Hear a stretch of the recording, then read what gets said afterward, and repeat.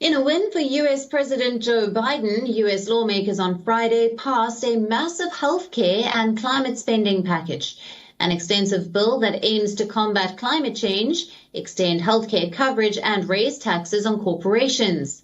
The move came after the Senate last week approved the $430 billion legislation after a marathon 27-hour session. Now, the legislation, which has now been sent to President Joe Biden's desk for his signature, is a major victory for Democrats ahead of the November midterm elections. U.S. lawmakers passed the legislation with a 220 to 207 vote. The passage of the bill comes after nearly a year of negotiations between Democrats and Republicans.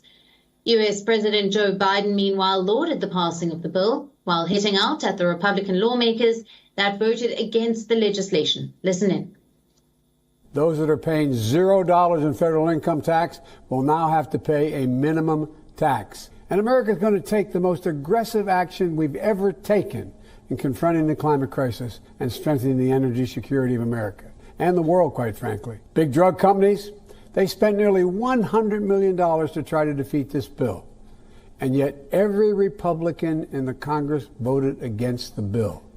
Every single Republican.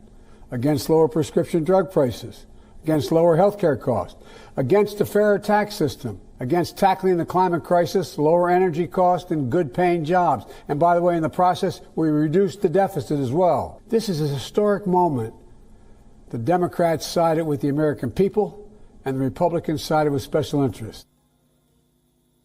The bill, known as the Inflation Reduction Act of 2022, secures the largest ever investment to tackle climate change, with roughly $370 billion dedicated to curbing harmful emissions and promoting green technology.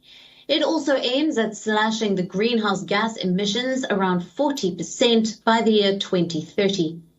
Along with measures to combat the climate crisis, the bill also aims to lower prescription drug costs, raise taxes on some billion-dollar corporations, and reduce the federal deficit. The bill has been more than 18 months in the making. It represents a final version of Biden's original sweeping Build Back Better plan, which had to be whittled down in the face of opposition from Republicans and key lawmakers from his own party.